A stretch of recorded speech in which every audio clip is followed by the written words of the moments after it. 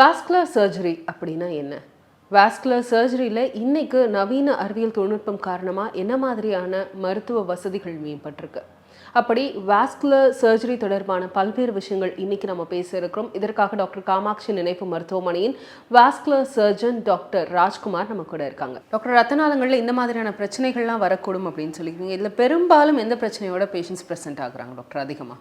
So முக்கியமாக பார்த்தீங்க அப்படின்னா வெரிகோஸ் வெயின்ஸுங்கிறது ரொம்ப காமன். ஸோ வெரிகோஸ் வெயின்ஸ்னு பார்த்தீங்கன்னா அதான் நான் சொன்னால தோலுக்கு அடியில் உள்ள வெயின்ஸ் வந்து வீக்கமாகுது. அது வந்து சிரையினோட வீக்கம்னு சொல்லலாம்.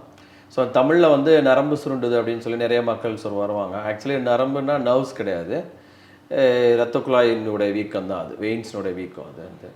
ஸோ கெட்ட ரத்தம் வந்து ஹார்ட்டுக்கு போகக்கூடியது வெயின்ஸ் வந்து காலில் வந்து கீழே வீக்கனால பிளட் எல்லாம் தங்க ஆரம்பிச்சிருது. இதனால் கால் வீக்கம் வரலாம், காலில் புண்ணு வரலாம், சில பேர் கால் வலி வரும், சில பேருக்கு அந்த இரத்த குழாயில் அடிபட்டு ப்ளீடிங்கும் ஆகலாம் ஆக்சுவலி. ஸோ இந்த மாதிரி ப்ராப்ளம்ஸ் இருந்தது அப்படின்னா வந்து வாஸ்குலர் சர்ஜன்ஸை கண்டிப்பாக நீங்கள் பார்க்கணும்.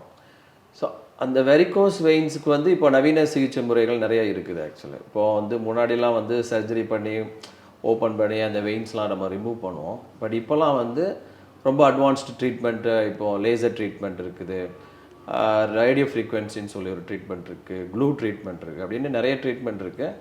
ஸோ அது வந்து ஒன் டே ட்ரீட்மெண்ட் தான். ஜஸ்ட்டு மார்னிங் வந்துட்டு நிறைய பேருக்கு வந்து சேம் டே கூட டிஸ்சார்ஜ் பண்ணிடுறோம், இல்லை ஒரு 24 ஹவர்ஸில் டிஸ்சார்ஜ் பண்ணுற அளவுக்கு ஒரு நவீன மருத்துவம் இருக்குது இப்போது அது போக வேறு என்ன காமன் பார்த்தீங்க அப்படின்னா, டயபெட்டிஸ் பேஷண்ட்ஸ்க்கு வந்து இந்த பெரிஃபரல் வாஸ்குலர் டிசீஸ் நான் முன்னாடியே சொன்னாங்க, அது வந்து இரத்த குழாயில் அடைப்பு ஏற்படுது. இப்போ ஹார்ட்டில் எப்படி இரத்த குழாயில் அடைப்பு ஏற்படுதோ அதே மாதிரி டயபெட்டிஸ் பேஷண்ட்ஸ்க்கு வந்து காலுக்கு போகக்கூடிய இரத்த குழாயில் அடைப்பு ஏற்படுது. ஸோ அதனால் வந்து நிறைய பேருக்கு கால் விரல்கள் பாதிப்பு, காலே வந்து சில டைம் இழக்கிறதுக்கும் வாய்ப்பு இருக்குது. ஸோ அதனால் மைல்டாகவே ஏதாவது ப்ராப்ளம் இருந்தது, காலில் வந்து நாள்பட்ட புண்ணு இருக்குது, காலில் வந்து விரல் வந்து கலர் சேஞ்ச் ஆகிருக்கு, ஸோ அந்த மாதிரி இருந்தது அப்படின்னா உடனே நீங்கள் வாஸ்குலர் சர்ஜன் பார்க்கணும்.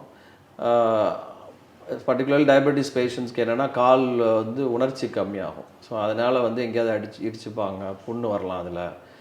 அதுக்கப்புறம் வந்து அந்த புண்ணு வந்து இன்ஃபெக்ஷன் ஆகி ரொம்ப சிவியராகவும் ஆகலாம்.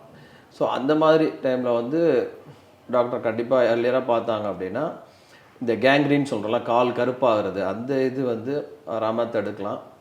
அப்புறம் இப்போ நவீன சிகிச்சை முறைகள் நிறைய ஆன்ஜியோ சிகிச்சை, இப்போ ஹார்ட்டுக்கு எப்படி ஆன்ஜியோ சிகிச்சை மூலமாக சரி பண்ணுறோமோ அதே மாதிரி அந்த ஆன்ஜியோ சிகிச்சை மூலமாக ஆன்ஜியோபிளாஸ்டி ஆர் ஸ்டென்டிங் அது மாதிரி பண்ணி நம்ம காலை வந்து காப்பாற்றுறோம். ஒரு சில டைமில் வந்து சில பேருக்கு வந்து பைபாஸ் சர்ஜரி தேவைப்படலாம். அந்த காலுக்கு பைபாஸ் சர்ஜரி பண்ணியும் கூட காலுக்கு காப்பாற்றுவோம் நம்ம.